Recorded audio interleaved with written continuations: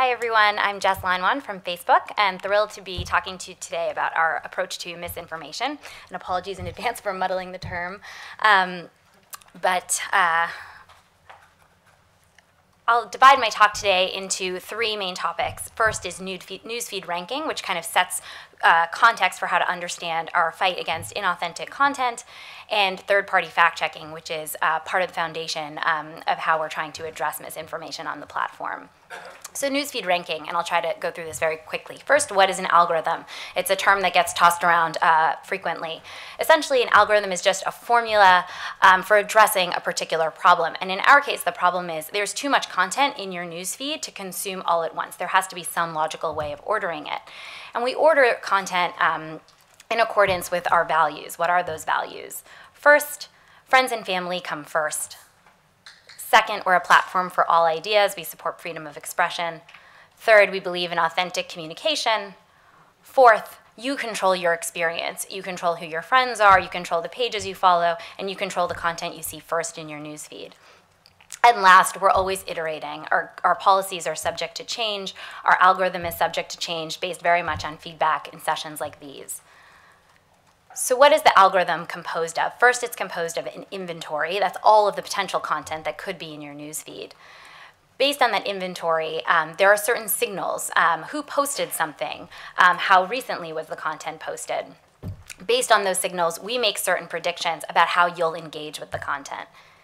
And based on all of these things, we assign the content a relevance score, and that score dictates where the content will fall in your newsfeed. So let's say this is all of the potential content you might see, all of your friends, the pages you follow, the brands you follow. And for each of these entities, there's a post. And based on the post, again, there are certain signals. Who posted it, when, what is the story type, et cetera, et cetera. And again, just flying through the slides given the time.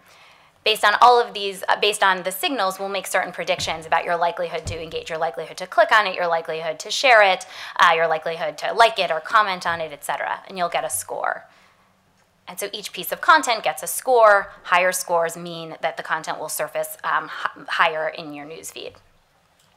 So a score of 1.4 would fall before a score of 1.2, 1.7, et cetera. The details about our algorithm, and to the extent we make any changes, we try to be transparent about those, and we detail them in our newsroom. Most recently, we put up a documentary called Facing Facts, which explores the newsfeed team's approach to addressing misinformation. Which brings me to the next topic. In terms of addressing inauthentic content on the platform, we follow a three-part framework called Remove, Reduce, and Inform. The question that I have to answer most frequently, and probably one of the harder questions that we face, is why don't we simply remove false news? And the answer is Facebook doesn't have a policy that requires people to post only true content. Another way of saying this is that we don't remove content simply because it's false. And I know this has been a subject of recent criticism, and people disagree about where we draw the line. But when we balance freedom of expression and safety, and also considering that we do prioritize posts from friends and family, we think it would be impossible, and we've heard feedback from our community that no one would want us to be in the position of determining the truth or falsity of content, particularly at our scale. We do remove content for violating our community standards, and I'm on the team that helps write those rules, and so those rules cover things like bullying, harassment, hate speech. Content that does violate our community standards is removed from the platform. One of our community standards addresses misrepresentation and authenticity, and so we do also remove fake accounts from the platform. You have to be who you say you are on Facebook. And lastly, we remove monetization rights, so repeat purveyors of false news will lose their ability to monetize on the platform. I should say that we made an update to our community standards 2 weeks ago. We announced it, where we decided that we would be removing misinformation if reported to be contributing to imminent violence. And this policy change was very much in response to things that we saw in places like Myanmar and Sri Lanka, where content that was false, that didn't rise to the level of hate speech under our policies or as credible threats of violence, nonetheless was reportedly contributing to violence on the ground, and we thought it was appropriate to draw a line around imminent violence. But generally speaking, we do believe that reducing the appearance of misinformation in Newsfeed and doing this pursuant to our Newsfeed ranking is the appropriate way to deal with misinformation and false news. And I mentioned repeat offenders. What do we do with repeat offenders? These are repeat sharers of false news. We reduce their distribution in Newsfeed, meaning that any content they post on the platform will be reduced. We remove their monetization rights, and their monetization rights, and we are using machine learning to identify more repeat offenders. Inform. How do we inform our users? Two primary ways. One is the context button. When you see an article on Facebook, you'll probably see a little eye icon. If you click on that, it will give you basic information about an article, who published it, when it was published, who's the author, etc. We've also launched a news literacy campaign in the United States and abroad, and the purpose of this is really to educate our community to empower them to make judgments about what they should and shouldn't trust on the platform. Third-party fact-checking, I think I mentioned this is really the foundation of the reduce part of the remove, reduce, inform model. So how does it work?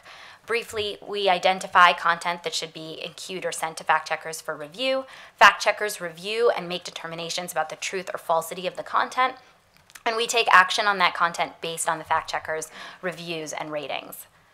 So how do we identify content for our fact-checkers? It's using our algorithm, again, inventory, signals, and predictions. And primarily the signals that we look at are feedback from our community. So our community members can actually report to us when they believe content is false. And we also look at disbelief comments, things like, no way, or you must be joking, there's no way this is true, or just, hashtag false news. Or fake news. This all feeds into a machine learning classifier, which is getting better and better all the time at predicting whether content is potentially misinformation. Fact-checkers can also proactively identify stories and rate that content in our tool, and fact-checkers review the content in our tool. Again, Facebook is not making determinations about truth or falsity on our own. They review content pursuant to this rating grid, and basically it can be divided into two buckets: content that's rated false or mixture. Mixture is basically claims, true and false claims embedded in an article, and content that's rated, and then everything else. Content that's rated false or mixture will be demoted in Newsfeed, but content that is rated anything else will not be demoted, but related articles or additional context might be shown.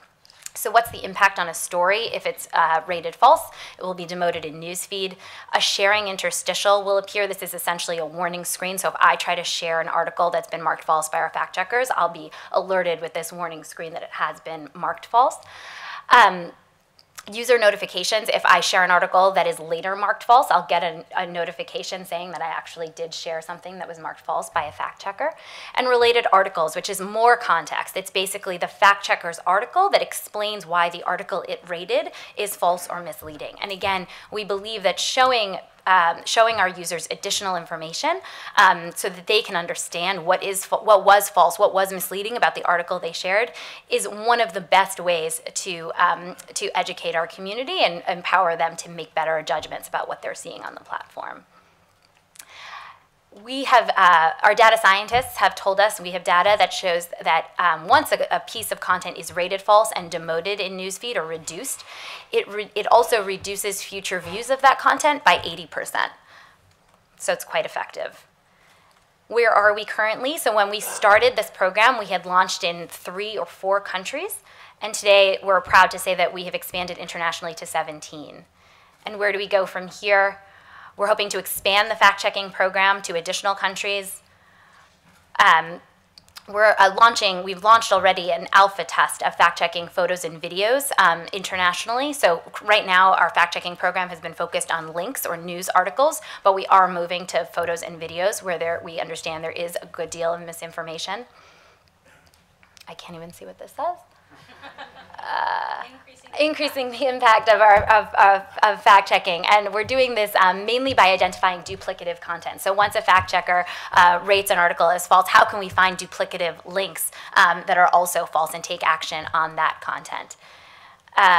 And taking more aggressive action against repeat offenders. I think I mentioned we do see that most false news is shared by repeat offenders, so people are sharing this stuff over and over again, and so we think taking action at the actor level as opposed to just the content level is one of the ways to disrupt the financial incentives behind false news and really get at the heart of this problem. And last, we understand that we have more work to do around transparency, both with our fact checkers, with our community, with stakeholders and people who are interested in what we're doing, and we're really working hard to be more transparent about misinformation on our platform and the ways that we're trying to address it. Thank you.